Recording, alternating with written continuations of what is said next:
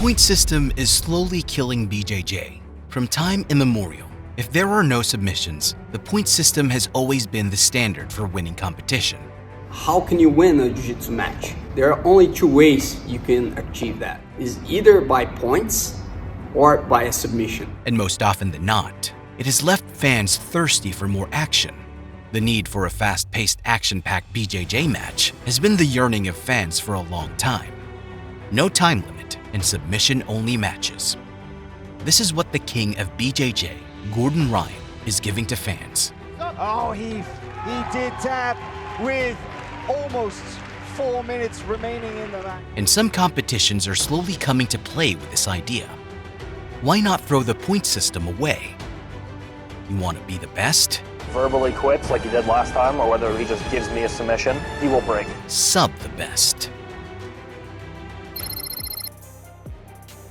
When Brazilian Jiu-Jitsu was just starting, the Grandmasters looked for a way to test their skills and show that their techniques worked. Their need birthed the point system. Oh, it looks like Carvalho was about to go to the other side. Back control. Getting to the optimal choking position. Takedowns. Nice takedown there from Cade Ruotolo. Sweeps. So I grabbed both ankles and went for a tabletop sweep. He was quick and athletic, bouncing up and running away, but gave me his back. Passing the guard. Oh, but that is a secure guard pass for Tynan Dalbra. And neon belly control.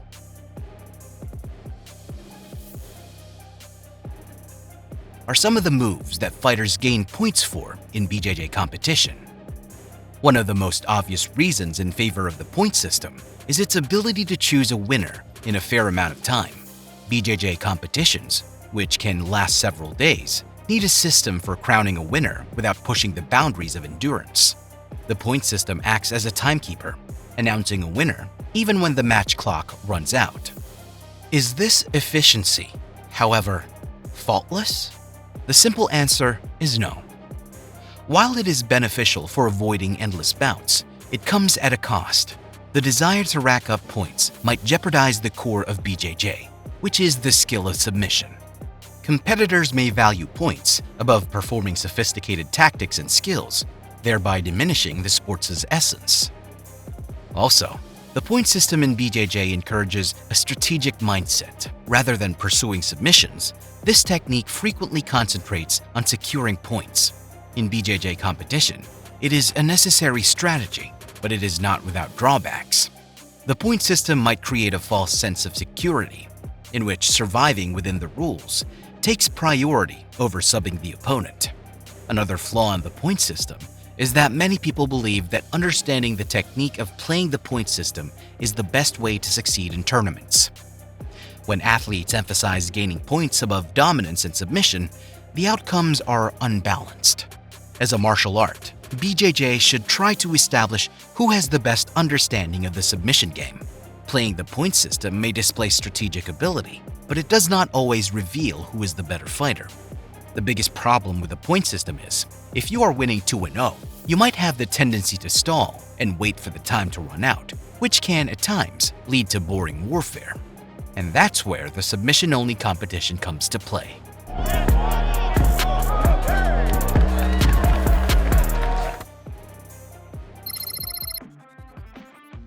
In submission-only BJJ, forget the points and the meticulous tallying of positions. Here, a match's outcome hinges solely on one thing: the submission. Unlike traditional points-based tournaments, where competitors accumulate scores for controlling positions, submission only puts less emphasis on maintaining control and more on attacking submissions. The beauty of this format lies in its simplicity. In submission only, your victory is not determined by how many times you took your opponent down or passed their guard. It's not about holding them in side control or mounting them for points. Instead, it all boils down to one crucial moment: a tap, a concession, a submission. He's thinking about tapping and he taps. Submission-only BJJ is often lauded for its excitement, both for the competitors and the spectators. In a fight where points are abandoned, the game changes dramatically. Athletes are no longer bound by the need to secure positions for points. They're free to explore the vast landscape of submissions. For instance, In a match where every second counts, athletes relentlessly chase after submission opportunities. This shift in focus from control to submission injects adrenaline into every exchange. Fighters become more proactive, less likely to stall, and more eager to engage in the intricate dance of submission attempts. The result? An electrifying display of technique, strategy, and heart-pounding action. Different organizations have been injecting this new thrill into fights. Gordon Ryan is a full supporter of the submission-based fighting. Eddie Bravo Invitational. Let it go. Dan's doing a great job of clearing the knee line just enough. Fight to Win. With the pass, looking for the far arm. And Polaris Professional Jiu-Jitsu Invitational are the forerunners of the submission-only bouts, and they have put on some exciting fights. What a fantastic pace this match has. Istanza looks for a Kimura. But the submission competitions are not without flaws.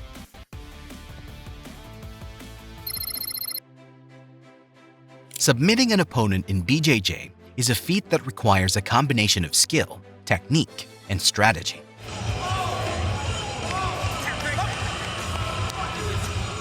Yet, when two skilled competitors face off, the chances of one achieving a submission can be lower than one might expect.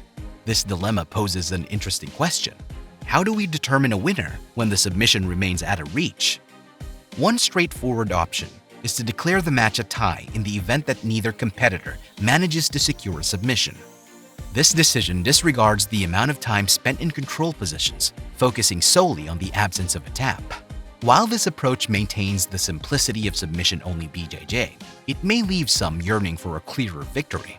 The second major option calls upon the wisdom of subjective referees or judges, similar to the process in MMA fights that don't conclude with a knockout or submission. Judges may award victory to the fighter who showcased a more aggressive and relentless pursuit of submissions throughout the match. This approach aligns with the essence of submission-only BJJ, where submission is the ultimate goal. A third option is the introduction of overtime in the event of a tie.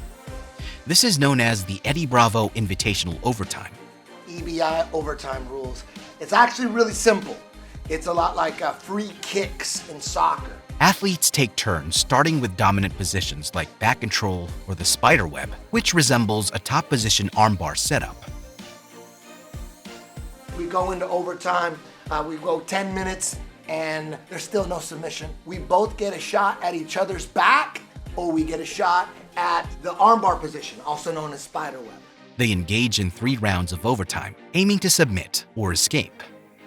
Body positioning during the EBI overtimes.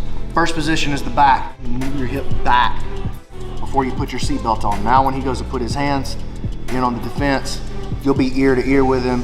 The spider web. To just move your hip back a couple of inches and then press your chest into the back of his tricep with your deep hook. The athlete with the fastest total submission time or escape time at the end of the 3rd round emerges victorious. If one athlete secures a submission in a given EBI overtime round while their opponent fails to do so, the submission automatically wins, even if it's the first overtime round. It's a decisive conclusion that adds a strategic layer to the game. However, as appealing as submission-only competition may sound, it's crucial to question whether this freedom can genuinely replace the structured rule sets that have elevated BJJ to international acclaim. Starting overtime from your opponent's back or with a pre-locked armbar adds a little to the art and diminishes the need for competitors to hone their skill in various positions, as athletes could also stall and prepare for overtime submission positions. Oh my God! Trying to. He thought about it. He thought about it. Oh my God! Huge trouble! He's out! Oh my God! While submission-only BJJ competitions undeniably have their place in the BJJ landscape, they face a formidable question. Can they truly replace the major, well-established competitions that have stood the test of time? Share your perspective on this. We would love to hear from you in the comments. What I truly believe is that there's never going to be a rule set which forces athletes towards submission. The way it's going to change is through culture. When you look at jiu-jitsu, what makes it remarkable is the idea that it's a form of grappling where the outcome is determined in a way which it's understandable to anyone. It's surrender. when you surrender, that's you saying, I quit, it's over.